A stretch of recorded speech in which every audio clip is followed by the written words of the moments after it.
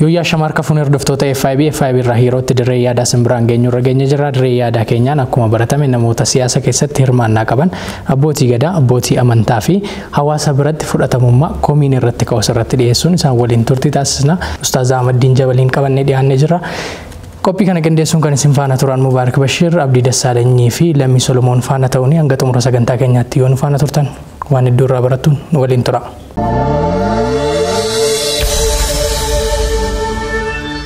Ustaz bagana ganftan. Gana eegdan shaan. Me Ustaz Ahmadiin Jabal irra caalaa saba Amaaraa kana biratti ni jibbamaa jedhu. Maaf jibbamtu? Saba Amaaraa jedhanii generalize gochuun rakkisaadha. Social media irra waan jiru miidiyaa hawaasummaa irra namoonni jiranu akka Itoophiyaatti fudhannee nama miliyoona 8 walakkaatti dhiyaata totally. Kana keessaa almost gara walakkaa harka 3 keessaa harki tokko kan ta'u Finfinnee keessa jira. Gara miliyoona 1,500,000 1,600 kan ta'u naannoo Amaaraa jira. Totally guutuulleetu jennee sanatti hin deemu. Kanaafuu generalize gochuun rakkisaadha. Garuu dhuguma aktivistoota namoota siyaasaa adda addaa fi namoota dhiibbaa uuman hedduu jechuu baannus namoota mul'atan social media irratti Ahmadiin Jabal kan jedhu komii irratti qabu yookaan waan adda addaa kakaasu maaliif kan jedhu sila jara gaafatamuu qaba. Haa ta'u malee waanan hubadhe waanan arguurraa kan ka'e waa tokko kaasuu nan danda'a. Tokkoffaa akkuma beekamu kitaabota an barreessaa ture keessatti Islaamaaf Itoophiyaa wal qabatee yeroo kaafnu hacuuccaan qabsoon musliimoonni keessa dabarsan hedduu jira. Kana keessatti mootilee adda addaa jarri akka fakkeenyaatti faarsanii ol fuudhanii har'as karaa jaraarra deemuu qabnaa, seenaa jaraa deebifnee hojjechuu qabnaa, abbootii keenya jedhanii kan jarri kakaasan keessaa kitaaba kan koorratti directly namoonni kun musliima hacuuccaa akka turaniif barri jaraa bara dukkanaa bara dhiibbaa akka ta'e waan jiruuf projektii jarri ittiin hawaasa sochoosanii gowwoomsanii fuudhanii deeman irratti faallaa dhaabbata. Kanarraa kan ka'e galma keenya irratti karaa keenya irratti danqaraa ta'ee kan fuuldura keenya dhaabbatee Ahmadiin kitaaba barreessuun yaada kaasuun warra kanarratti rakkina uumeedha. Kanarraa kan ka'e tokko kana jechuu danda'ama. Lammaffaa yeroo bara 2010 booda akka biyyaatti waan ta'an keessaa tokko mannootiin amantaa adda addaa taargeet godhamanii gubachuudhaan wal qabatee waa hedduun ka'eera.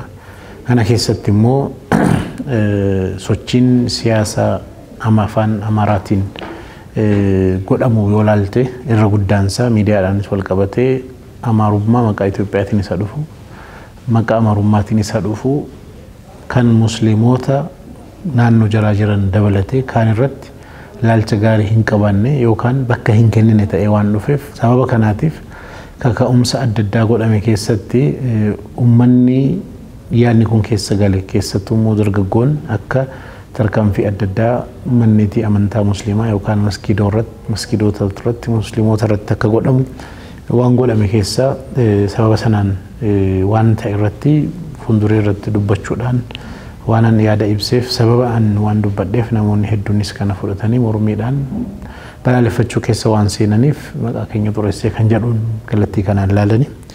Kallattii biraatiin immoo nama jarri siyaasaaf jedhanii namoonni abbootiin qabeenyaa tokko nama jarri daldala keessaa baasuudhaaf qabsootti bananii maallaqa guddaatti baasanii hiisisanii eeguma bara jijjiiramaa kun dhufee piroosesii hedduu keessa deemee qabeenya qabu hunda harkaa balleessanii gara ofiitti geessuudhaaf namni kun akka namaatti ilaalan muslima akka immoo naannoo dhalataatti ilaalan naannoo Amaaraarraa.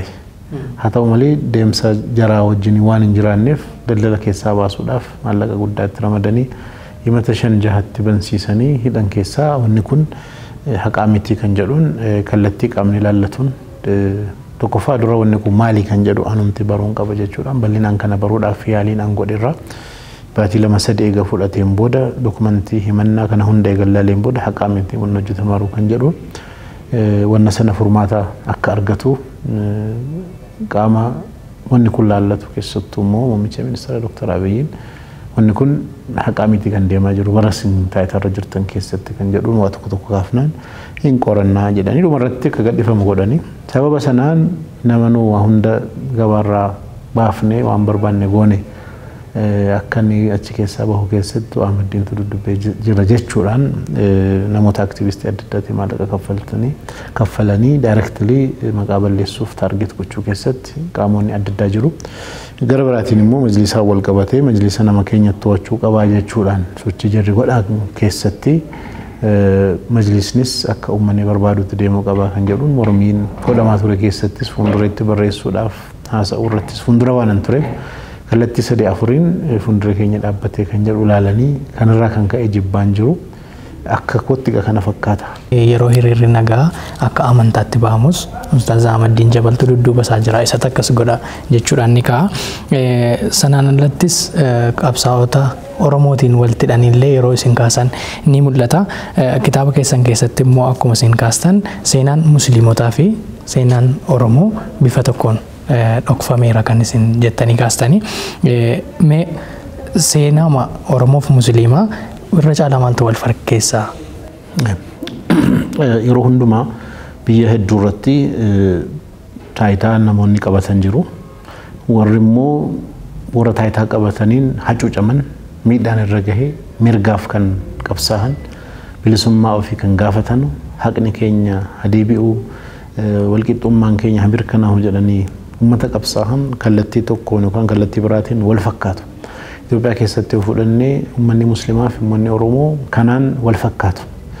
Gaafa seenaa biratti dhuftes directly lammanuu kan hacuucee gaaffiin itti ka'aa ture qaama tokko.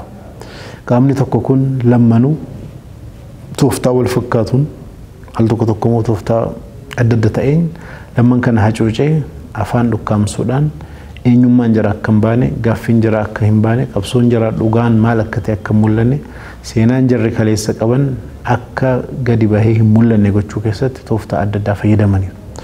Tooftaa kanarraan kan ka'ee seenaan jira yoo ilaalle wal fakkaata. Lammanuu uummata hacuucame lammanuu seenaan amma barraa'ee jiru kun sirraahuu qabaa jedhee warra qabsaa'u. Maaliif seenaa keessatti yeroo hedduu warri dura taayitaa qabatee carraa dura argatee seenaa akka ofii barbaadanutti dabsanii akka jaraaf kaayyoo siyaasa jara kaayyoo saba jaraaf kaayyoo amantaa jaraa galmaan gahuudhaaf kaayyoo taayitaa galmaan gahuudhaaf yeroo barreessanu kan ofii ol fuudhanii kan immoo qaama kaanii gadi xiqqeessanii yookaan immoo maqaa balleessanii yookaan akka hin jirretti tuffatanii yookaan immoo himannaa adda addaatiin kaayyoo biyya alaatii dhufe galmaan gahuudhaaf akka bitamaa ergamaa wayitti ilaalanii kallattii kanaan maqaa balleessuudhaan haala barreeffamu jira. Kanarra dhaabbatanii faayidaa jira argatantu jiru. Faayidaa siyaasaa argataniiru. Uummanni gara jaraa jiru kun seenaa dogoggoraan dabsamee barreeffame kan akka dhugaatti fudhate ol aantummaa qabnaa nutu akkasii nutu abbaa biyyaadha seenaan nu qofa qabaa kan jedhu ol aantummaa saayikoolojikaalii horatan akkasumas immoo naareeshiniin waa'ee biyyaa yeroo dubbatamu sadarkaa ol aanaadhaan waan kan jiraa ta'eef qaamni musliimaa fi immoo Oromoo akkanas Oromoodhaan alas gara Tigrees ilaaluu dandeenya ergasiis warri Eertiraa seenaa ergasii barreeffamaa ture chaalenjii godhanii seenaan kun rivaayiz godhamuu qaba irra deebi'amee sirraahii barraahuu qaba jechuudhaan dogoggora seenaa kaleessa barreeffamee mul'isuudhaan seenaan jarri immoo qabate kan dhokate immoo kana fakkaata jedhanii as baasuudhaan ragaadhaaf qabatamaadhaan haala adda addaatiin seenaadha jedhamee akka dhugaatti fudhatamee hawaasa keessa jiru harkatti qabuudhaan qabsoo gochuudhaan wal fakkaatu. Akkasumas immoo seenaa keessatti akka Oromoottis akka Musliimaattis yoo fudhanne lachanuu seenaa dheeraa qabu seenaa mootummaa ofii dhaabanii ofiin of bulchuu qabu.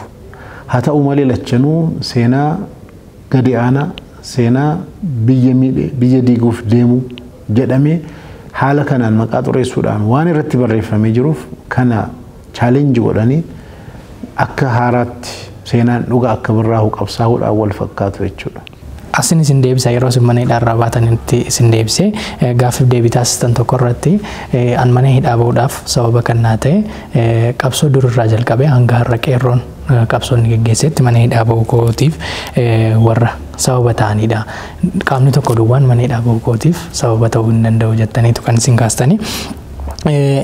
yeroo dhiyoos immoo siyaasa biyyattii keessatti gam tokkoon qeerroon rakkina keessa jirraa furmaanni nuun argamne gaaffii nuyi gaafanneef deebiin hin argamne jechuudhaan yeroo isaan gaaffii gaafatan ajjeefamaa jirra yeroo isaan jedhan ni mul'ata. Ustaaz Ahmaddiin Jabal nuyi sagalee taanee fi inni sagalee nuu ta'uu didee jedhu maayettu. Dhuguma siyaasa biyya keenya keessattis haa ta'u siyaasa addunyaa keessattis jijjiirama fiduudhaaf qaamni adda addaa ni qabsa. Bara 2004 kaasee musliimoonni mirga jaraatiif sagaleen keenya haa dhagahamu jechuudhaan qabsaa'aa turaniiru. Eega kun sadarkaa olaanaadhaan magaalaa 50-60 ta'utti itti fufaa deemeen booda waggaa 3 gara akkasii eega deemeen booda itti aansee immoo sochiin Oromiyaa keessattuu sochiin qeerroo ka'e. Eega qeerroon immoo sadarkaa olaanaa gaheen booda immoo naannoo Amaaraatis itti dabalamee sochiin godhamaa ture. Dhiibbaan ergasii godhamaa ture hundinuu walitti hidhamee mootummaa jiru dadhabsiisuudhaan gara riiformiitti akka dhufu dirqisiiseera. Riiformiitti yeroo dhufu mootummaan nus haa ta'u namoota mana hidhaa jiran jaallatee hin gadhiifne. Ofumaa isaatii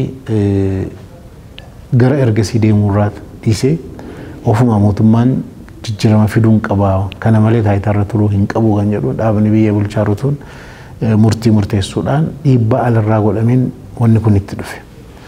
Gaafa wanni kun itti dhufe jijjiiramni dhufu jijjiiramni akka biyyaatti yaadame. Keessattuu immoo qaamota jijjiirama kana deeggaruu danda'u jedhamanii yaadaman taayitaatti bahan jedhamee naannoon Oromiyaa keessaa dhaabni naannoo Oromiyaa bulchaa ture achirraa hoogganaansa akka biyyaatti biyya bulchuu irratti yeroo fudhatu qabsoon alaa hawaasni godhaaruuf keessaa godhamaa walitti dhufee jijjiirama kana fide. Amma eega wanni kun ta'een booda maaltu ta'ee maaliif ta'ee kan jedhu kana ilaaluun barbaachisaadha. Dhuguma qeerroon sochiin akka Oromootti godhamaa ture gaaffii immediately nu deebifamuu qaba jedhamanii beekaman qaba. Waan kana deebisuu keessatti immoo akka nama tokkotti mana hidhaa nama ture bahe tokkotti maaltu deemaara kan jedhu kana immediately akka bahaniin hunda hubachuu rakkisaa ta'us eega bahaniin booda wanni deemaaru maali kan jedhu sadarkaa olaanaan hubachuudhaaf yaaliin jira hubannaanis ni jira. Amma kana keessatti jijjiirama mootummaa Itoophiyaa keessatti fiduun barbaadame kallattii riiformiitiin. Mootummaa jijjiiruun yoo bicate kallattii 4-5 ni godhama biyya adda addaa keessatti. Tokko mootummaa humnaan waraanni ka'ee fonqolcha gaggeessa. Inni kaan immoo filannoodhaan uummanni nama barbaadu filee namni barbaadame sun immoo eega mataa mootummaa to'ateen booda kallattii barbaadutti riiformii sana fiduu danda'a. Inni kaan immoo warraaqsaan itti aansee immoo riiformiidhaan. Riiformiif riivolushiniin warraaqsaaf haaromsii wal fakkaatu. Wal fakkaatu kana keessatti warraaqsi yeroo hedduu qaama jirus warra taayitarra jirus sirna jirus hundumaa diigee gara ofii barbaadutti haaraa keewwachuutti deema. Warroonni qabsoo godhaa turan akka qeerroottis warri qeerroo hoogganaa turan akka mootummaa keessaa jijjiirama barbaadaa turan walitti lammanuu walii galanii haa ta'u waliin galiin karaa riiformii filataniiru. Karaa haaromsaa filataniiru. Karaan haaromsaa immoo xabi'aa isaarraa sifata isaarraa kan ka'ee isteeppii 5 qaba. Achi keessatti wanni argamee jira. Amma namoonni hedduun directly waan safara jaraatti ganda jaraatti dhalateef waan ta'ee argaaru malee maalirratti wallalamee maaliif wallalamee rakkinni kun wanni ergasii gaaf duraa sana hawwinee qabsoofnee maaf furmaata dhabee kan jedhu kun suuraa guddaa ilaaluu dhabuurraan haa ta'u waan jarri yaadan amma nuuf haa ta'u kan jedhurraa haa ta'u haala kana keessatti rakkinoonni argamaniiru.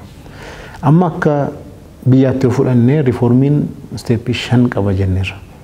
Isteeppiin tokkoffaa akkuma qeerroon yookaan naannoo Amaaraas haa ta'u sana duras musliimni godhaa ture irra caalaa immoo dhumarratti sadarkaa biyyaarratti humna jabaadhaan wal aantummaadhaan akka Oromiyaatti qeerroon godhaa ture keessatti yoo ilaalle mootummaa jiru dirqisiisuudhaan riiformiidhaaf haaromsa akka harka kennu gochisiisuudha. Pireeshar uumuudha. Isteeppiin tokkoffaa kana. Isteeppiin lammaffaa sadarkaa lammaffaa kana keessatti godhamu maalini mataa mootummaa kana to'achuudha. Mataa mootummaa to'achuun lammaffaadha. Mataa kana eenyu to'ate kan jedhu irratti karaa sadiin deema. Al tokko warrumti alaa dhiibbaa godhaa turan riiformiin barbaachisaadhaani jararraa namni dhufee mataa mootummaa qabachuu danda'a. Fakkeenyaaf biyya Iraan yoo fudhanne 1979 keessatti kan dhiibbaa godhaa ture jara Khomeiniiti taayitaas dhufee kan qabate jaruma directly.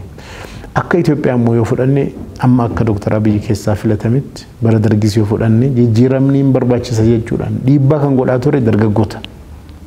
Dargaggoo kana keessaa namni gabbahee taayitaa hin qabanne. Namuma mootummaa caasaa mootummaa keessa jiru jijjiirama kana kan barbaadaa jiru kan qabsaa'aa ture yookaan kan carraa eeggataa jiru wayitu ka'ee waan kana qabata biyya adda addaa keessatti. Sadaffaa immoo akkuma dhiyeenya kana Suudaanitti argametti Umar al-Bashiriin buusan eega buusaniin booda warri dhiibbaa godhee buuse waraana keessaa immoo warri kana godhee lammanuu mataa mootummaa to'achuu barbaadan waliigalaatti jedhamee jaarsummaadhaan mootummaa waliigaltee dhaabbate mootummaan ce'umsa. Anatu irra caalaa to'ataadhaan rakkina argameera.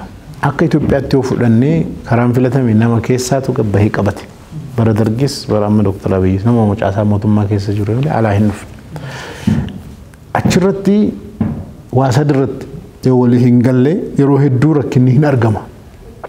Waa sadan kun maalinni mootummaa wayii jijjiirra jedhanii warri qabsaahan qabsoon karaa riiformiitiin haa ta'u karaa riivolushiniitiin haa ta'u karaa kamiinuu haa ta'u mootummaan qabsaahameef kun akhiraadhaaf miti. Duniyaa irratti ammuma biyya lafaa kana irratti gaaffiin keenya haa deebi'u furmaanni nuuf kennamu wanni nu barbaanne haa ta'u kan jedhu waan qabatamaadhaan. Amma qaamoliin adda addaa mootummaa irratti dhiibbaa godhanii mootummaa buusuu irratti jijjiirama fiduu irratti waliigalteedhaan ni godhu. Yeroo waliigalteedhaan waan akkasii godhanii eega wanni jarri irratti waliigalanii dhiibbaa godhanii mootummaa jijjiiran sana booda waa sadi irratti yoo jarri walii hin galle always rakkinatu argama. Tokkoffaa mootummaa akkamii dhaabnaa eega mootummaa kana jigneen booda mootummaa federaalistii dhaabnamu mootummaa yuunitarii dhaabna. Mootummaa akkanaa dhaabnamu mootummaa maalii dhaabna mootummaa akkamii dhaabna eega warri ture buufne kan jedhu irratti waliigaltee barbaachisa. Lammaffaa immoo bakki kan koo eessa maal jechuudha bakki kan koo qaama adda addaatu mootummaa jijjiiruudhaaf walitti qabsaara. Eega jijjiiramni dhufee qabsoon kun eega galma gaheen booda taayitaa keessatti dhageettii keessatti bakka keessatti mootummaa haaraa kana keessatti bakki kan koo eessaa kan jedhu qaamoliin adda addaa as keessaa gahee qaba jedhan yoo dura walii hin galle rakkina dhufa. Sadaffaa gaaffiin hawaasa irra caalaa qabsaa'aa ture yookaan garee irra caalaa humnaan dhiibbaa godhee jijjiiramni kun akka dhufu kan qabsaa'aa ture keessaa gaaffiinsa yoomiif akkamitti deebi'aa irratti yoo dura walii hin galle yeroo hundumaa rakkinatu argama. Sababa kanaan eega jijjiiramni dhufe jedhamee biyyi guutuu gammadee maal jedheen booda maaltu argame?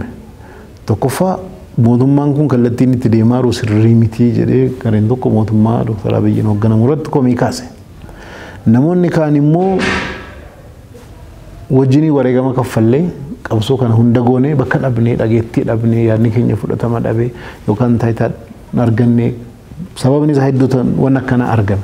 Lammanuu keenya sadaffaa irratti gaaffiin hawaasaa keessattuu akka Itoophiyaatti gaaffiin qeerroo yookaan uummata Oromoo yoom deebi'a akkamitti deebi'a irratti waan walii hin galamneef qaamoliin waan kana keessa jiran hundinuu yoo itti dhiyaattee gaafatte hundinuu gaaffiin kun sirriidhaan ni deebi'aadha.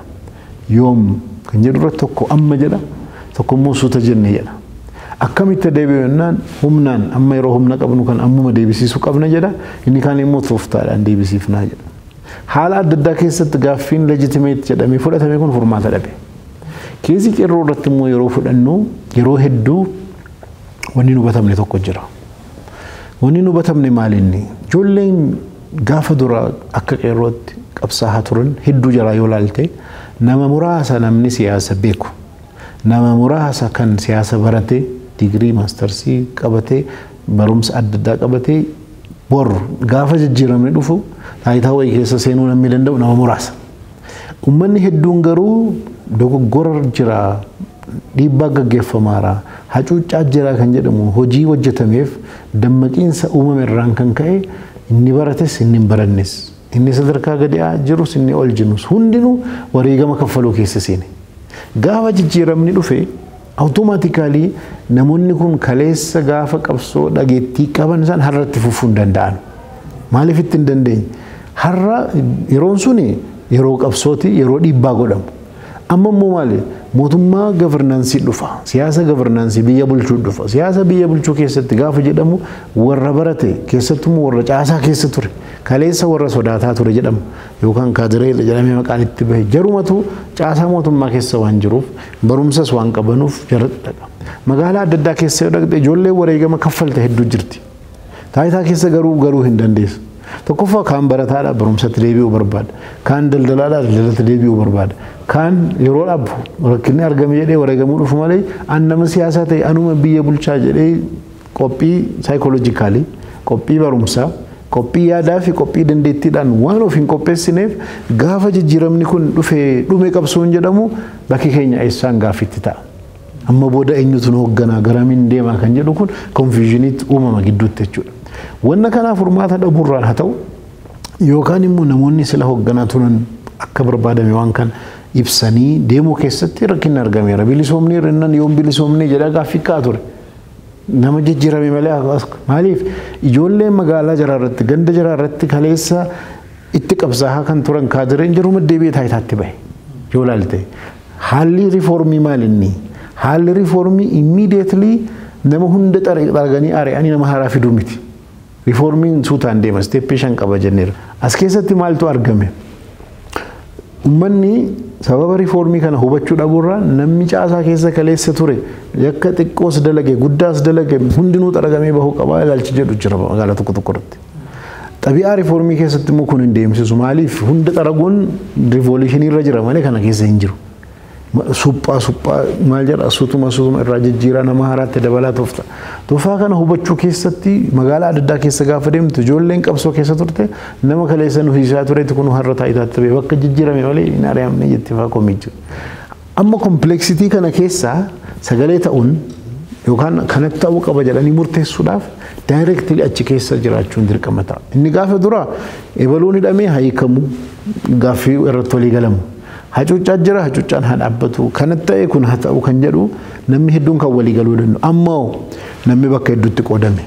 Mee Ustaaz Ahmadiin yaadota hedduu kaastaniittu wantoota amma taate biyya keessa jiru haala ilaalcha keessaniin akkaataa tiyoorotikaal ta'een illee kaastaniitu kan isin jirtan. Akka ilaalcha keessaniitti amma isa kamtu sirriidha? Keessattuu siyaasa faca'ee jiru kana keessatti mootummaan gama isaatiin jijjiirama keessa jirra formaatatti deemaatti jirra deebii deebisuuf jenna yaada jedhu qabateetu kan deemaa jiru gama hawaasaatiin gaaffiin kooyyuu achi buuteen isaa dhabameera namni yaadachaa jiru jechuudhaan ni kaasa. Qeerroon gaaffii nan gaafachaa ture hin deebine jedhee yaada paartileen siyaasaa gama isaaniitiin nuti hirmaannaa siyaasaa keessaallee dhiibamaa jirra jedhaniitu kan isaan yaadan. Ustaaz Ahmadiin asirratti maal hubattanii maal isa kamtu sirriidha? Hundinuu sirriidha. Hundinuu sirriidha. Maaliif hundinuu sirriidhaan jedha akka mootummaatti fudhu. Gara mootummaatti ilaallaan mootummaan jijjiiraman fidaa jedhee kallattii qabsoo keessa jira. Jijjiiramni kun akkamittiif yoom deebi'aa irratti gaaffii sila kaafne irratti wal laalchi garaagarummaa laalcha argameera. Fakkeenyaaf gaaffii uummata Oromoo jira, gaaffii qeerroo jira, gaaffii musliimaa jira, gaaffii hedduu jira. Amma rakkinni jiru tokko maal inni namni hedduun kan hin hubanne. Steeppiin sila sii kaase 5 jenneerra. Steeppii 5 keessatti akka mootummaatti waan deemaaruuf garam akka deemaaru at least hawaasa hundatti himuu rakkisaadha. Maaliif tokkoffaa iccitii siyaasaati. Lammaffaa waa hunda gadi baafteen dubbattu waa tokko hojiidhaan mul'ifta. Kanarraa kan ka'e at least electors namoota baratan namoota dhiibbaa gahaa gaggeessuu danda'an irratti garam deemaarraa maalitti jirra kan jedhu hubachiisuu irratti hanqinni akka jiru nan arga. Lammaffaa namoonni caasaa mootummaa keessa jiran hundinuu jechuu dandeenya warruma kaleessa turan. Dr. Abiyyiin dabalatee haaraa namni dhufe hin jiru. Garuu kaleessa sababa rakkinni tureef karaa dhabanii warri turan har'a karaa argatan taayitaa dhabanii kan turan har'a taayitaa argatan kaleessa namni biraa dudubbeedhaan kan dhiibu har'a murteessaan jaruma ta'an. Kana keessa intarastii amantaa namni qabatee deemu jira. Intarastii maallaqa sassaabbachuu deemu jira. Intarastii power struggle jira taayitaa irratti anatirra caalaa argadha. Nama meeqatu hammam uummata kana yaadatee ganamaaf galgala gaaffii uummataatiif qabsaa'uu irra jira jettee yoo laalte mootummaa keessa namni jiru hundinuu madaalii tokko laaluu hin dandeessu. Wal makaadha. Amma kanarraa kan ka'e gaaffii uummataa deebiseeraa jennaan kan deebise qaba kan hin deebifne qaba. Yoom deebiftaa jennaan bara kana jedhees taayimteebilii kan hin keenyeef jira gaaffiin tokko tokko. Uummanni immoo naan deebinee guyyaan isaan beekamne jedhee kaasuunsaa dhugaadha gaaffiin tokko tokkoof. Gara biraatiin immoo yeroo hundumaa gaafa mootummaan taayitaa qabatu mootummaan kallattii siyaasatti gaggeessu keessatti mootummaa jira mormitoota jiru. Mormitoonni maqaa barbaadan haa qabaatan. Taayitaa qabachuudhaaf galmi jira. Uummanni immoo kanas dhagahaa sanas dhagahaa kana wayya jedha sana wayya jedha as gaggargala nama naa ta'u malee ana abbaan jedhee wal gurmeessee waan hin deemneef yookiin deeggara ta'a yookiin miseensa ta'a warruma siyaasaa kana ilaala. Siyaasa keessatti immoo namni taayitaatti bahuudhaaf deemu tokko isteeppiin itti deemu keessatti at least waa shantu jira. Inni tokkoffaa akkamittan of gurmeessee dhiibbaa godhee taayitaa qabadhaan hojii isaa tokko siyaasa kamuu keessattu. Siyaasa paartiin taayitaan barbaadu jennaan paartii dhumti hin jiru. Kanumti dhaabbateef taayitaa barbaaduudhaaf. Taayitaa maaliif barbaaddeedha? Uummataaf hin barbaade, ofiif hin barbaade, maaliif barbaade waan adda addaa gaaffiin itti ka'uu danda'a. Riyaalitiin garuu taayitaadhaaf deema. Inni tokkoffaa taayitaadhaaf gurmaa'anii ka'uudha. Inni lammaffaa taayitaa qabachuudha. Isteeppiin isaa keessa hedduu jira. Inni sadaffaa akkuma inni taayitaa qabateen tasgabbii uumuudha. Harka koo otoo jiruu taayitaan kun tasgabbiin biyya irratti haadhuumu nagaa tasgabbiin maal dhuumuudha. Sadaffaa jennee miti afuraffaa irratti maaltu dhufa? Afuraffaa irratti gaaffii uummataa misoomaa waan akkasii deebisuudha. Shanaffaa irratti mootummaan bara ammaa al tokko taayitaa qabadha jechuun miti. Waggaa 5 haaromfamaa afuriin kan sobaa ta'e kan dhugumaa ta'e jijjiiramuu wanni jedhamu jira. Namni biraa dhufuu danda'a. At least in principle jira. Filannoo wanni jedhamu jira. Kanaafuu akkamittiin taayitaa irra turaan shanaffaadha kan itti dhufu. Haala kana keessatti warri mootummaa irratti faallaa ta'anii dhaabbatanii mootummaan akkamittiin filannoo kan injifadha akkamittiin turaa jedhee yeroo inni pilaan godhu ala pilaan godhu maal godha ala karoorfatu gaaffii hawaasa kanaan deebisa yoo jarri na deeggaran ana bira dhaabbatan sagalee naa ta'an filannoo kana irratti na filatu warra ebaluun rakkisaara jara kana yoon akkana godhe qaawoo jira seeraan qaawoo kana yoon duche akkana jedhee karoorfata. Warri mormitoota maal godhu ajandaa taayitaa irra turuu kana harka gatanii ajandaa maalitti deebisu? Ajandaa gaaffiin misoomaa gaafatamu ganamaa galgama misooma nu wajjannee misoomni nu barbaadu argamna jedhee hawaasni ajandaa kana akka kaase mootummaan waa'ee turuu dhiisee har'a waa'ee misoomaatti akka qabamu barbaadu. Itti aansanii immoo misoomaan qabamuu qofaa miti dhiibbaa itti godhanii kallattii adda addaatiin maalitti geessuun directly maal nagaaf tasgabbiin hin jiru jedhanii nagaaf tasgabbiitti buusuu barbaaduun nagaaf tasgabbiin qofatti hin buusanuun maalitti geessuun eega nagaaf tasgabbiin dhabame ajandaan ka'aa jiru nagaaf tasgabbii eega ta'e inni itti aanu maalitti dhufa taayitaarra turuu qabamu hin turu yoo nagaaf fiduu hin dandeenye tasgabbii fiduu hin dandeenye misooma fiduu hin dandeenye bu'inurraa nama biraa filannaa sadarkaa kanatti deemama. Amma warri mootummaa yeroo hundumaa kan pilaan godhanu akkamittan turaa kana godhee sana godhee jedhanii misooma deebisee kana warri mormitoota ammoo maal yaadu mootummaa taayitaarra jiru kana callisanii dhiisanii taayitaarra jarri bahuu hin danda'an. Rakkina hawaasa keessa jiru kana fuudhanii mootummaan kana hin dandeenye kana hin wajjanne rakkinni isaa kana jedhanii miidiyaadhaan hawaasa keessatti dubbatu fudhatama jarri akka qaban nutu filannoodha nutu dandeettii qaba nutu uummataaf dhaabbate kan jedhu kan hubachiisuu danda'u. Mootummaan immoo maal turuu waan barbaaduuf jarri kun hin danda'anu filmaata saniin ta'anu warra faayidaa hin qabne karoora warra hin qabne istiraatiijii warra hin qabne jedhe jara kanatti duula. Gidduu kana keessatti uummanni ni burjaaja'a jechuudha. Maaltu deemaara nama siyaasaa kamuu nama siyaasaa kamuu persentii 100 dhugaadhaa ibaluun jedhanii fudhachuun dogoggora guddaa. Rakkoon nageenyaa guutummaa biyyattii keessatti mudatee akka jiru mootummaanis kan inni amanee dubbatu ni jira. Keessatti waraana gama kaabaatii fi waraana adda bilisummaa Oromoo waliin gaggeeffamaa jiru. Mootummaan amanee matti seeneetu kan inni jiru. Kana malee immoo namooleen nagaan lammiileen nagaan jechuudha ajjeefamaatti jiru. Akka malleen jedhu jechuudhaan hawaasni ni komata. Mootummaan gocha kana akka hin gooneef Ustaaz Ahmadiin dhiibbaa gochuu hin danda'u. Keessattuu yeroo hedduu carraa argachuun Dr. Abiy waliin ni mul'attu miidiyaalee garaagaraa irratti ni argina. Gaaffiiwwan uummatni gaafatu kanarra caalaa ni beektu. Hin gaafattanii wanti kun sirriidha jettanii yeroo isin dhiibbaa uumuu yaaltan hin jiru laata? Jiraachuu ni jira har'a waa hunda dubbachuu hin danda'u. Akka nama tokkootti nama keenya iyyuu teenyee maaf akkana ta'e maaf akkana hin taane maaf akkana hin goone waan sitti dhaga'amuun dubbatta. namatti maaliif carraanatti qabdu yookiin daqiiqaa 30 yookiin sa'a tokko maksimum. Sana keessatti waan sitti dhaga'amu otoo akkana gootan akkana ni jetta. Haa ta'u malee an jedheef wanni kun ni ta'a jedhanii fudhachuu miti. An waan natti dhaga'amu waan sirriidha jedhee dubbachuun koo ana biraa waan jiru. Achi immoo ilaalcha biraa jira, deebii biraa jira, kana rakkinni isaa maddi isaa asii, furmaanni isaa asii kan jedhu immoo gara sanaanis jira.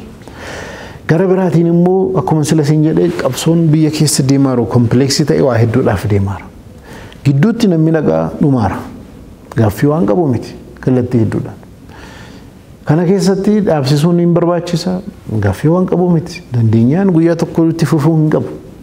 Haa ta'u malee mootummaanis ni danda'a waan kana dhaabsisuu. Fakkeenyaaf ammoo Ustaaz Ahmadiin masgiidni mootaa yeroo gubate hiriira yeroo tokkoon waamtanii kophaa keessan jechuun ni danda'ama. Barruulee isin barreessitan namootni jajjaboodha jedhaman jalatti Ahmadiin Jabal tu barreesse yaada jedhuun waliif qooduudhaan hiriirri akka guutuu biyyaatti geggeessitanii dhiibbaa mootummaa irratti uumtanii yeroo 2-3 kan nuti beeknu harka mootummaa micciiruudhaan wanta sirriitti deebistaniitu kan isin jirtan. Dhiibbaa uummatarra jiru kana bifa kanatti deemsisuun hin danda'amu. Hin danda'amu. Maaliif hin danda'amne? Ani nama siyaasaa miti. Garee kamuu keessa hin jiru. Rakkina garee hundarraayyuu nan arga. Garuu an garee tokko ta'ee hin baane hamma hin danda'etti qaama furmaataan ta'a jedhee gaafa yaadu hiriirri namni bahuudhaan hin dhaabbata qabsoo nama godhamaaru. Fakkeenyaaf mootummaan hidhatee warri kaanis hidhatee walitti bu'aaru. Hiriira Itoophiyaan guutuun utuu bahee hin dhaabu dhaabanu lammanu. Lammanuu itti duunaa wareegama kaffallaa hiriirra jirraa jedhanii kalatti deemaaran. Sagalee dhageessisuun waa dhaabsisa jechuu miti. Fakkeenyaaf keezii mooxaa fudhu. Yakki kun balaaleffachuu qabaa uummanni jedhee yaadeera anis barreessara akkatti jette dhugaadha. Hiriira godhameera. Garuu warra mootaa kana hunda godhe namni tokko seeratti dhiyaateera. Mootummaan kana nama tokko seeratti hin dhiyeessine. Mootummaan naannoo Amaaraa nama tokko seeratti dhiyeessee badiin kana jedhee adabbiitti hin fuudhe. Akka hawaasaatti balaaleffachiiste jechuun waan kana dhaabda jechuudha. Achiin booda sitti fufeera. Akka waraanaatti immoo yoo dhufte namoonni meeshaa hidhatanii wal waraanaa jiran eenyuun nama nagaa ajjeesennaan mootummaan jara jedha jarri mootummaan jedhu quba walitti qabu. Beekamaadha kun. Gidduutti namni dhuwaara jarris immoo karaa sirriirra jira jedhanii walitti qabsaa jiru. Walitti qabsoo kana keessatti du'anii ajjeesaa jiru qaamni hundinuu. Gaafa kana ta'ee dhufu hiriirri bahamu dhiisee dhiibni jaarsummaa gidduu warra seenan danda'anii deemanii ganda keessa baadiyyaa keessa deemanii haasa'anii hin dandeenye miti. Nu as teenya iyyinee fi ni kana maal inni gaaffiin keessan jennee jararraa barjinii jaraan hin dhageenye waan jarri miidiyaatti dubbatan waan jarri namoonni jara deeggaran barreessanu malee in reality namni waan garaatti qabateef waan afaaniin dubbatu yeroo hedduu tokko miti siyaasa keessatti. Amma rakkinni guddaanis kan jiru achi namni waan afaaniin dubbatamu laala. Siyaasa qabsoo siyaasaa keessatti paartiin kamuu gareen kamuu waan dhugaadhaan itti amanu dhibbaan dhibba afaaniin hin dubbatu. Goolii lama qaba. Tokkoffaan ordinary goal walqixxummaa, bilisummaa, nageenya, misooma jechoota babbareeda akkasii hunduma dubbata. Garuu in reality dhugumaa jettee gaafa ilaaltu immoo superordinate goal jennaantu keessatti qabatu. Gooliin sun maali fakkeenyaaf bara TPLF yoo fudhattee ilaalte maalinni TPLF maal jedhaa ture?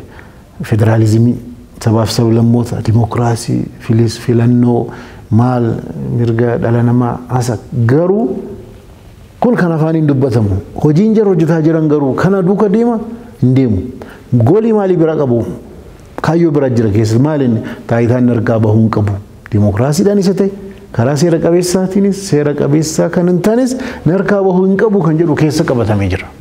Achi keessatti gaafa faallaa dimokiraasiis ni deemu, faallaa sabaaf sablammootaas ni deemu, federaalizimii jedhan dubbatan deeman kanas faallaa isaas ni deemu. Maaliif? Kaayyoon ni dhugaan taayitaan narkaan bahuu kan jedhu isa dhokatee jiru kan. Gadi bahanii otuu taayitaan narkaa bahuu hin qabu jedhanii dubbatanii uummata hundatu itti ga'a. Garuu maal uummata burjaajessuuf yookaan amansiisuu waan danda'an waan haaraa adda addaa kan jechoota babbareedaa dudubbee dhokatanii deemu. Biyya kamittuu kan jira. Oromoo biras fudhu, mootummaa biras fudhu, wanni jarri dubbatan dhibbaan dhibba kana qofa kaayyoon jettee fudhachuu hin dandeessu. Nama siyaasa haga ta'anitti. Kun siyaasa addunyaa hunda keessa waan jiru. Itoophiyaa qofaa miti. Kanaafuu nama hiriira gochuudhaan iyyuudhaan qofa waan hiikuu dandeessu miti. Wanni kun kompleksii ta'ee waan deemu of keessaa qaqqaba. Tole komiin isinirratti ga'ugaa hangan miidiyaalee hawaasaa irraa argadheedha kan inni kaasaatti jiru namoonni illee yeroo dubbatan wantoota gaarii keessan akkuma kaasan Ustaaz Ahmadiin utoo kana godhe jedhanii wantoota isaan kaasan keessaati. Mee wanta waqtawaa ta'eertaa deebinuuti. Beelliif hongeen mudateetu kan inni jiru Oromiyaa keessatti qubas ni qabdu jedhee manni yaada. Naannoo Baalee, Booranaa, Gujii kanatti beelli hamaan mudateetu jira. Sanaan wal qabate Ustaaz Ahmadiin maal hojjechaatti jiru maal quba qabume? Akka dhuunfaatti Ahmadiin gargaarsa biyya keessatti godhamaaru kamurrattuu directly maallaqa sassaabuudhaan yookaan involvementii akkasii hin qabaanne hunduma gaafuma hundattu. Gaaffiin uummataas kana. Maaliif kun hin kaanee kan jedhu irratti fudhatte waltajjiin adda addaa kan argamnan waltajjii sana irratti fundraising irratti fakkeenyaaf kan Affaar yeroo sana alan ture onlaayinii farankaa sassaabaa turanii guyyaa tokkoof daqiiqaa muraasa haasa'ee kanuma. Xabi'aan hojii an hojjetaa ture keessaa akka warra kaanii baadiyyaa keessa deemee uummata keessa deemee kana godhee mobilaayiz kana godhee deemuudhaaf haalli an irra jiru naan eeyyamne yeroo sanas ammas gara fuulduraa kallattiin an irratti hojjedhu kallattii akkana waan adda addaa gargaaruu kana keessatti qabatanii baadiyyaa keessa deemanii hojjechuudhaan wal qabatu. Haa ta'u malee callifnee ilaalla jechuus miti. Kallattiin ani influensitti gochuu barbaadu keessaa tokko hawaasni rakkina kana keessa akkamitti bahaa yeroo gabaabaa algaafa beela'ee qofatu hin ta'in misoomaa wal qabate haa ta'u furmaata isaa hiikkachuu haa ta'u gara kamiin furmaanni isaa yeroo dheeraa argamaa kan jedhu irratti hojjechuun naa caalamu baruma baraan gaafa rakkinni argame akkuma qaama gargaarsaa irratti dhaabbate NGO sana irratti deemuun anaaf kallattiin an filadhe miti. Haa ta'u malee gaafa namni du'aa argitu maal jettu calliftee ilaaluun sirriis miti. Kanaaf komiin hawaasaa sirriidha jechuudha. Ustaaz Ahmadiin dhimma beelaaf dhimma gargaarsaa irratti hin dubbatu jechuun isaanii sirriidha. Hin dubbatuun sirrii miti garuu kallattii kanatti akka warra kaanii hirmaatu hin hirmaatuun sirriidha. Akka warra kaanii hirmaataa hin jiru. An kallattiin an dhiibbaan itti godha jedhee hojjedhu waan gara biraa ta'ee jiruuf bakka rakkinni argame hundatti Ahmadiin ni argama jedhanii eeguunis sirrii miti. Mee dhimma isin ilaallatu keessaa inni tokko dhimma majlisaati. Dhimma majlisaa koree fala barbaaddu keessallee taatanii furmaata akka argamuuf hojjechaati kan isin turtanii dhimmi majlisaa kun furmaata argachuu dadhabee waggoota 3 darbaniif walirkaa fuudhamaama har'a kanattaa bor kanattaa tuma jedhamu hawaasni gidduutti burjaaja'ate kan inni yoo nagee yeroo dhiyoo immoo filmaati geggeeffame. Filmaati kunis kan geggeeffame dhiibbaa Dr. Abiyyiin jechuudhaan miidiyaalee irra deemaatti ture. Dr. Abiyyi illee yeroo walitti qabanii yeroodhaaf akkasiin ofii keessanii dhimma keessan fixattaniif isin eegaa turre fixachuu dadhabdanii jedhanii yeroo isaan dubbatan miidiyaalee irras deemaati kan ture. Ustaaz Ahmadiin faan waggoota darban kanaaf dhimma majlisaa fixuu dadhabaniituma eegaatti turan immoo humnuma isaaniitii ol ta'eetu keessattuu koree fala barbaaddu keessa yeroo artan. Gareen tokko tokko mootummaa sodaataa turan. Mootummaan uummata dubbee jiraa jiraateen akkana jarri muftii akka barbaadan ta'ani malee lafa duwwaa miti jedhanii warri sodaataa jiran turan. Hin sodaatina mootummaan jiraate dubbee jiraa jiraachuu dhiise isin waan isinirraa eegamu godhaa malee maa sodaattu jedhaa jaraa wajjinis. Warra mootummaatiin immoo wanni kun dogoggora irra deemaaraa sirrii miti jechuudha akka hubatan hubachiisuu keessattis haa ta'u hawaasnis waan kana akka hubatu kallattiidhaan barreessuu keessattis hojii hedduu hojjenneeru. Kana keessatti kallattii adda addaatiin biyya kan bulchaa jiru mootummaadha. Mootummaatu seera kabachiisuun kan isaati. Hawaasni gadi bahee ofii isaatii seera kabachiisuu keessa gaafa galee ol'aantummaan seeraa hafee namni hundinuu seera harka ofiitti galfatee waan barbaade dalaga. Warri faallaas waan itti amanan gaafa tarkaanfiitti deemanu biyyatu rakkina keessa irra caalaa bu'aa jeequmsa keessa seenaa kan jedhuun hubachiisuurraa karaa qabachiisuurraa karaan seera qabeessa kamii kan jedhuun deemaa ture. Dhumarratti filannoon godhamuu qabaa kan jedhu Dr. Abiyyis akkuma dubbataa turan hundi keenya iyyuu argineerra asirrattis majlisni akka awaajiidhaan dhaabbatu seenaa majlisaa waggaa 46 dabarfate keessatti majlisni tokko majlisumti dhaabbachuudha. Lammaffaan inni guddaan majlisni awaajiidhaan dhaabbachuun immoo irra caalaa seena qabeessa. Kanaaf mootummaan Dr. Abiy kana dalaguu jiraatiif akka seenaattis waan galateeffatamu akkuma sila kaaftee wanni gaaffiin baankiis maalis innaan xiqqoo fakkaata malee historikaalii waan keessa dabarbarreef waan keessa turreef yoo laalle waan laafaa miti. Sababa murtiin Dr. Abiy murteessaniin baankiin dhaabbatee hijiraa zamzam aksiyoona gurguratanii baankii banatanii hawaasa tajaajiluudhaaf sochii adda addaa irra jiru. Ergasii kunumtu karaan cufamee ture jechuudha. Kanaaf kan wal fakkaate hedduudha gaaffileen. Rakkinni hundi mootummaadha jechuu baannus mootummaa keessaas namoota kaleessa taayitaarra bu'an gargaaruu irratti dudubbeedhaan kallattii adda addaatiin akka dhuunfaatti intarastii qaban hin jiran jechuu hin dandeenyu jirus wanni kana mul'isanis jiru. Haa ta'u malee mootummaa kan bulchaa turan Dr. Abiyyiin dabalatee namoonni taayitaarra jijjiran kun fedhii uummataa duukaa deemu moo jarris gara sana deemu kan jedhu gaaffii nama hedduu ta'ee ture. Waltajjii irratti waan waraabamee gadhiifameen haasaa godhame irrattis nuus parsanaalii waan waliin haasaa turre irraa kaanee wanni kun akka hin jirre ifaan ifatti mul'ateera jechuudha. Intarastii addaa hin qabnu namni waan barbaade haa filatu kan jedhuun yeroo hedduu walii galteedhaan jaarsummaadhaan rakkina kana hiikaa kan jedhuun deemaa turan. Fakkeenyan kaasaa 2010 gaafa Dr. Abiy koree 9 filatanuu majlisa turan keessaa namoonni koree kana keessaa seenuun seenuun qabanu jedhee mormeeraan. Maaliif jennaan Abboy Sifat, Abboy Tsahayyee namoota akka kanaa Saamuraa Geetaachoo maal xuurataa jedha hunda taayitaarra kan aaree Dr. Abiy. Otuu wajjinii hojjechuun barbaachisu maaf jara duukaa wajjinne ofii ariitanii jarri as immoo haa turu maaliif jettuu jedhee gaafa sana kaaseen ture. Isin ala jirtu majlisa keessan jirtanu koreen barbaaddu ala jira. Jarri immoo mootummaan kaa'us bara wayyaaniif ta'anus caasaa mootummaa kan qabatee jiru jira. Walitti dhuftanii karaa haaromsaatiin riiformiitiin furmaata barbaadu malee ala dhaabbattanii jarri kun ari'amu yoo deemtan ana dhufee sirreessamoo mootummaan dhufee sirreessamoo kanaa miti jechuudhaan yaada ka'eerraan dhumarraan waliin koreen filatamee deemaa ture. Koreen sun immoo akka awaajiin majlisaa bahu rakkinoonni adda addaa akka furmaata argatan filannoon akkamitti godhamaa caasaa majlisaaf seeratti bulmaata haaraa qopheessuu tokkummaa uummata musliimaa akkamitti cimsanii deemanii kanarratti hojjetaa ture jechuudha hundi keenya iyyuu. Eega kana hojjetaa turre baatii jahaaf jedhamanii warri dhufanii namoota adda addaa qabatanii amantaa musliimaa kan hin taane dabalatee namoota siyaasaa tokko tokkotti maxxananii turuudhaaf filannoo wanni jedhamuun barbaachisu deemaa turan. Miidiyaa irratti waltajjii adda addaa irratti muftii Haji Umar jedhamee dooktarummaan kennamee fi maal jennaan carraa sanatti fayyadamanii akka namni tokko jaran tuqanii maqaa ofiinnaan sun immoo dogoggora jennee kallattiidhaan maqaa kaasuu nama hedduu sodaata. Gaafa dhuunfaadhaan dubbatte dogoggora dalagaaruu jedha. Gadi baha dubbannaan ani dubbadhu ofiin eeggadhaasin jedha namni hedduu. Yoo wanni kun dogoggora ta'e maaliif sodaattu? Yoo dogoggorummoo hin taane iccitiidhaanis haa ta'u ifaan ifattis wanna haqa dubbachuu malee asiin dogoggora dalagaaru sirriirra hin jiran rakkinni jara jedha kana miidiyaatti waraabama innaan aayan keessan galu maaliif innaan ofii sodaatu akkanatti dubbiin hin deemu. Kanaafu maalinni gareen gara sana wanna kana umaaru maal barbaada kan jedhuun hubachiisuun dirqama waan ta'eef namoonni tokko tokko jaarsan kabajdu ulamaan kabajdu naan jedhaa turan waan barbaadan haa jedhan. Namni hundinuu ofii sodaatee furmaatan barbaada namni wayii akka qabsaa'ee fidu barbaada daarii dhaabbata.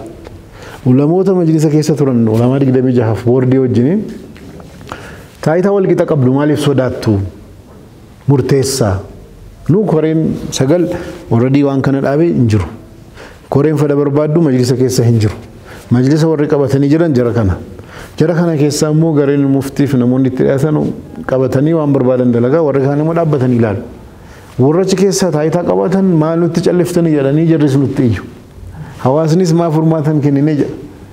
Reyaalitii kanatti dhufnaan waan deemaaru kan haqiiqaatti hubatanii hubachiisuun baranii barsiisuun dhiibbaa gochuudhaaf deemuun dirqama waan ta'eef namoota mootummaattis sooshaal miidiyaa irrattis kallattii hundaanuu waan dandeenye goonirra kana hunda walitti ida'amee akka mootummaattis mootummaan seera kabachiisuudhaaf fedhii inni qabaate sun jiraateeti malee akka jaraa utuu ta'e silaa musliima dhiiga walitti buusanii akkuma ifaan ifatti dubbatanii taayitaa siin gadhiisu akkuma Dr. Abiy jirutti hin gadhiisnu dhiiga dhangala'aa malee jedhanii jaarsii waggaa 90 ga'e kana jedhanii nama kakaasaa turan. Akka karoora jaraatiif akka karoora namoota siyaasaa tokko tokko otuu ta'e silaa musliimni gareedhaan wal fixee maal jedhee biyyi jeequmsa keessa turte jechuudha.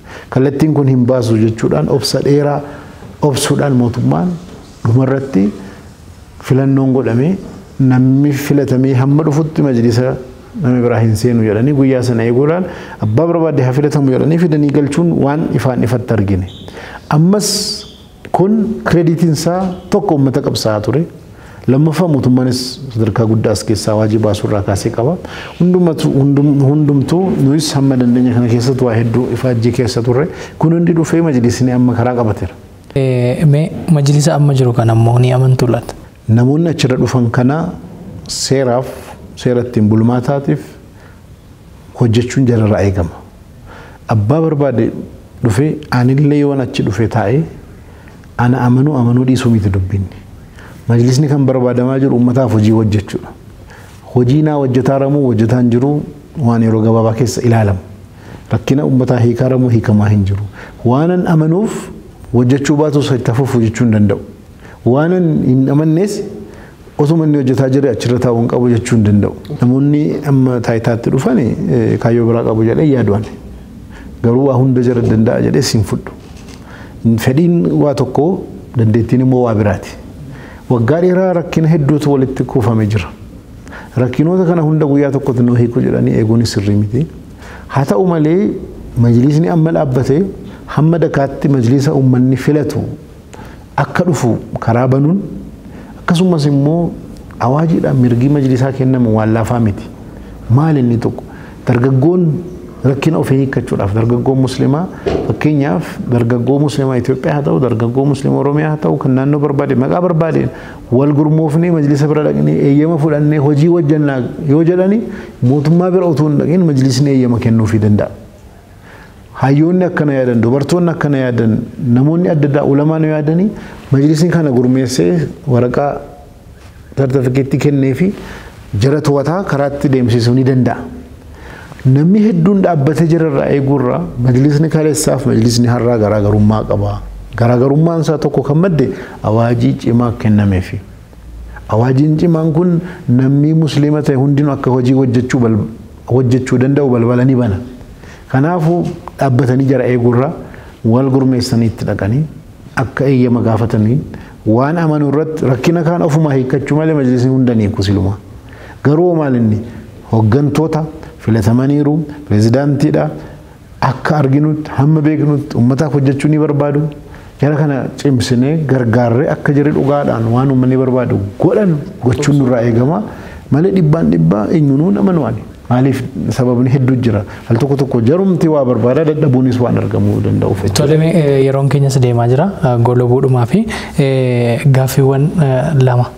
Musliimarraas Oromoonis akka sabaatti kan inni gaafatu keessaa inni tokko miidiyaaleen biyya kana keessa jiran Oromoodhaaf hin fayyadanii Oromoo rakkoo isaan dubbatan jechuudhaan Oromoon yerootti ni komata. Bifuma wal fakkaatuun isin immoo miidiyaaleen biyya kana keessa jiran xiinsammuu uummata musliimaa miidhuu irratti hojjetu yeroo baay'ee jettaniitu kan isin jirtan. Kaayyoon miidiyaalee kana maali? Maaliif Oromoonis isinis bifa wal fakkaatuun musliimnis miidiyaalee kana komata? Miidiyaan meeshaadha. Meeshaa sana maaliif fayyadamu? Akkamitti fayyadamu kan jedhu immoo waa biraati. Miidiyaan bara ammaa kana dirree qabsoon itti gaggeeffamaa bara durii qabsoon bosona seenanii nama akka jaraa hidhatee dhufe ajjeesanii warra waraana jedhamee beekamu gaafa fixanii yookaan diiganiin booda mootummaa qabachuudha. Amma bara jiru kana keessatti immoo qabsoon gaggeeffamaaru namoota sammuu namaa onnee jaraa to'achuudhaaf karaa miidiyaa kanaan qabsoon godhame namoota kana yaada itti himnu yaada itti dubbannu amansiifnee gara ofiifinnee kaayyoo ofiitiif fedhii ofiitiif karaa ofiirra gochuudhaan kanaaf qabsaa'amaa jira. Miidiyaa biyya keenyaa yoo fudhanne musliimaaf Oromoo bira rakkina lama jira. Miidiyaadhaan wal qabate. Oromoo bira yoo fudhanne Oromoon waa hunda afaan Oromootiin jedha. Dogoggora guddaa uummata Oromoo miidhaaru jedheen aan amanu keessaa tokko. Maaliif miidiyaan sammuu nama amansiisuu eega ta'e onnee nama to'achuudhaaf eega ta'e kaayyoonsaa dirree meeshaa eega ta'e Oromoodhaaf waa'ee Oromootti himtee already si beeka. Kan amansiiftee kan ofii godhachuudhaaf deemtu saba biraati. Nama afaan biraa dubbatu nama laalcha biraa qabu malee nama keetii miti. Keemmaa siluma harka kee jiran. Sigalee kanaafuu maaliin uummata kaan akkamittiin amansiifadhaa? Uummata kaan akkamittiin ofitti fidaa kan jedhu irratti afaan Amaariffaatiin yeroo nan barreessu maaf afaan Amaariffaatiin nutti barreessita nama hedduu jedha. Afaan Oromootti yoon barreesse eenyuufan dubbataa?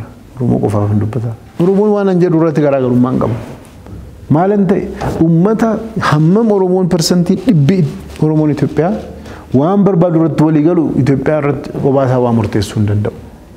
At least persentiin 60 sabaaf sablammoota biraati. Miti jara kanarraa hiriyaa qabaachuu, nama si deeggaru horachuu, nama kaayyoo kee duukaa dhaabbatu argifachuu, nama humna sii ta'u gara ittiin ati qabsaartu si bira dhaabbate akkasiif qabsaa'u fira horachuun dirqama keeti. Fira horachuudhaaf kaayyoon kee maalii hubachiisuu qabda afaan isaa galuun. Maaliif qabsaarta itti immoo qabda. Ajenda argamu irratti isa ta'u, kaayyoo kee irratti isa ta'u, kanaaf deemaarra jettee itti himtu malee sin hubatu. Yoo sin hubanne waan afaan Oromootiin dubbattu waa biraa shira wayii deemaa isa shakka. Maaliif sin galleef? Maal goote dirree qabsoo afaan Oromoo qofaan afaan Oromootiin hin godhamin jalaan jiruun. Afaan Oromoo qofaan godhamuun sirrii miti. Gaafa afaan Oromootii qofaan gootu automatically Oromoo qofaa sofsistee namoota bira gaafa dhiistu persentii 60 ummata Itoophiyaa maal achi dhiifte. Achi dhiifte jechuun immoo maal inni jarri immoo afaan Amaaraatiin dubbatanii kaayyoo ofiitiif waan barbaadan miidiyaa himan hedduu jira YouTube dabalate. Jara kanaaf ummata kana achitti dhiifarta. Gaafa jara achitti dhiifte maal godhaarta? Garee tokkorraa dhagahu, ajandaa tokko dhagahu, yoo bichatte si bira dhaabbachuu dadhaban si shakkuun jaraan oolu. Maaliif ati waan ati deemaartu nimne fira horachuudhaaf hin deemne. Siyaasa keessatti mapping battlefield jennaantu jira miidiyaa irratti. Mapping battlefield jechuun kaartaa dirree qabsoo miidiyaa tolchuu jedhamu jira. Namni hundinuu miidiyaa keessatti gaafa hojjettu gareen namni bakka torbatti qoodama. Torba. Gareen mormitootaa jira, gareen deeggartootaa jira. Gidduu immoo gareen neutral bilisa ta'e gara kanarraas kan hin taane bilisni jira.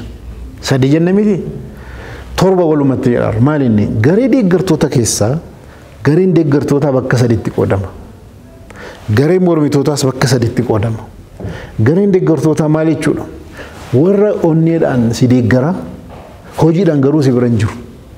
Waa tokko sin gargaaru onnee isaarraan abshiraa sin duuka jirraa jedha. Tokko jira kana. Inni lammaffaa active supporter. Warri kun si gargaaru. Hamma wareegama si kaffalchiisuun dhufutti si gargaaru.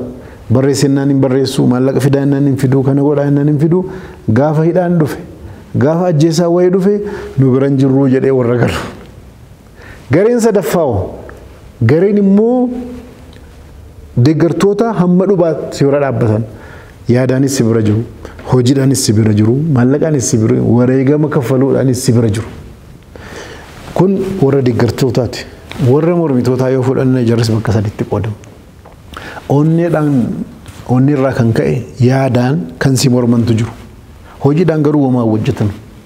Jarri kun passive opponent jedhamu. Si mormu passive active miti hojii hojjetan. Waa tokko hojiirra hin jiran. Suma jibbu. Maaliif odeeffannoo adda addaa argatan irraa si jibbu. Waa tokko garuu sin godhan. Faallakee barreessanuu, faallakee hojjetan waa tokko hin godhan. Jara kan. Itti aansee immoo maal active opponent warra immoo hojii hojjeta actively ta'anii barreessuudhaan waa'ee kee dubbachuudhaan si balaaleffachuudhaan nama sitti kakaasuudhaan kan hojjetantu jiru. Kanarratti jiru wareegama garuun kafalan. Gaafa hidhaan dhufte gaafa ajjechaa wayii dhufte hamma kana jedhanii suuta keessaa dirree qabsoo keessaa warra bahu jira. Warri dhumaa immoo si balleessuudhaaf si kuffisuudhaaf dhabaan ala si gochuudhaaf waan kafalchiisu hunda ni kafallaa jedhee warra shira xaxu mataa jira. Miidiyaa gaafa jettu jira torban kanatu jira. Amma torban kana haasofsiistu. Nuyiif jara qofa yoo jette kaampii si mormaru sadan kana akka tokkotti lakkaa'u dhufa. Warra yaada qofaan si mormanu hojii irratti faallaa keen dhaabbanne jira. Warra immoo wareegama hin kafalanu garuu hamma wareegamni kafalchiisutti immoo faallaa kee hojjetantu jira. Warra immoo waan hundaan faallaa kee dhaabbatu. Yoo jara kana hunda tokko jettee kaampii eebaluu gosa eebaluu saba eebaluu jettee kaampii tokko keessa galchite maal ta'a? Warri sila yaadaan si deeggaran si mormanu hojiidhaan si mormutti deemu. Si balleessuu qabnaa jedhanii deemu. Jara kana hunda amansiiftee maal gochuu qabda? Namoota xalaata jimaa sitti ta'anii deemanu miidiyaadhaan yaada kee, kaayyoo kan kee, fedhii kan kee, haqa kan kee ragaa qabdu itti dhiheessaa maal jedha gara kamitti fidda? xalaata wareegama sirratti kaffalurraa gara active opponentitti gadi buufta. Warra wareegama hin kafalle. Si balleessuu irratti wareegama hin kafalanu garuu faallaa keenya hojjetu. Ammas warra active opponentii kanarratti hojii hojjettee maal goota? Gara passive opponent yaadaan si mormu hojiidhaan homaan goota. Warruma yaadaan si mormanu kanarratti hojii itti hojjettee maal goota? Garee niwutiraalitti fidda. Niwutiraalii kanarratti hojii hojjerte passive supporteritti. Passive supporterii kana yeroo yaadaan si deeggaru homaa si hojiidhaan kan hin jenne jaratti hojjette active supporterii irraa immoo warra si deeggaranu kan dhugaa wareegama si kanatti geessuudha hojiin miidiyaa. Amma maal inni afaan Oromootiin gaafatu dubbachuu dhiifte kaampii faallaa kee jiru yookaan afaan kee hin dhageenye hundumaa nama biraatiif dhiifte. Namni biraa waa'ee kan kee seenaa kee xureessee maqaa kee xureessee waan deemaaru hundaaf isin balleessuudhaaf isin buqqisuudhaaf lafa keessan saamuudhaaf akkana ganama galgala dubbatta ati caddiftee afaan Oromoo qofaan jetta. Dhumarratti maal sila qabsoon garee tokkoon ture. Amma sababa ati hojii hojjenneef garee kana hundaa wajjiniin ta'uuf deema. Gaafa kana maal xabaan ala taate jechuudha humna keetii ol ta'a qabsoonis. Kun Oromoo irratti waan jiru. Musliima bira irratti immoo yoo dhuftee rakkinni jiru maal inni? Muslimni yeroo hedduu maayindi seetiinsa waa'ee amantaa muslimaa waa'ee amantaa malee waa'ee biyyaa waa'ee siyaasaa maal irratti nama muraasan inni aktiif ta'ee deema. Even warri siyaasa deeggaruuf ilaallaan sadarkaa deeggarummaati malee sadarkaa hoogganummaa irratti nama hedduun hin jiru. Miidiyaas gaafa dhaban miidiyaa Islaamaa jedhu malee. Maaliif waa'ee siyaasaa hin dubbanne waa'ee biyyaa innaan hayi keenya daawaadhaa jedhe deemuu barbaada. Maal jechuudha kun? Gaafati waa'ee amantaan qofa dubbadha jettu amantaa ati dubbattu sana dabalatee warri biyya bulchan amantaa kee irrattis masgida kee irrattis majlisa keessa irrattis biyya guutuu irratti gaafa murteessuudhaaf harka jaraa meeshaan taayitaa galee majlisni koo masginni koo amantaan koo qobaatti biyya biraa keessa jiru biyyuma kana keessa jirti. Wanni biyya irratti dhufu guutuun si irrattis hin dhufu. Miidiyaanis sadarkaa kanatti deema. Kanaafuu maal inni namoonni miidiyaa afaan Amaaraatiin deeman hedduun jira. Kana hubachuudhaan garee tokkotu amantaa tokkoof saba tokkorraa bahanii saba tokkoof amantaa tokkorraa bahuu qofaa miti. Kaayyoo seenaa kaleessa ture seenaa Atseewotaa deebiifnaa jedhanii warra hojjetu jira. Miidiyaa yuutuubii hedduu qabu. Miidiyaa diijitaal miidiyaa fi elektirooniks miidiyaa hedduu qabu. Faallaa kanarratti maal inni wanni tokko argamnaan waan ofii barbaadan miidiyaan 54 dubbata. Ati faallaa kana dubbachuudhaan yookiin feesbuukiidhaan dhufta yookiin miidiyaa wayitiin dhufta. Gaafa dhuftu heddumminaanis dhageettii olaanaa qabaachuudhaanis kallattii hedduudhaan hojii sitti baay'ataa deema. Yeroo hundumaati maal difeensi laayiniitti of ittisuudhaaf deemta. Miidiyaan 50 waa tokko dubbate miidiyaan tokko yoo faallaa dhaabbate miidiyaan 50 kun nama dhagahuu qabu. Miidiyaan kan keessatti waa'ee siyaasaa hin dubbattu. Waa'ee biyyaa hin dubbattu. Sheekiidhuma wayii qofa keessee daawaa qofa dubbattu. Yeroo kana maal ta'a? Yeroo hundumaa miidhaan sitti dhufaa. Maal inni otuu qabsoon seeniin injifachuu danda'uudha inni caalaanii jedha. Akkamitti otuun qabsaa hin injifattaa jennaan xiinsammuu namaa irratti tarkaanfii fudhatte hin danda'u harka kennee akka inni taa'u gochuudha qabsoon.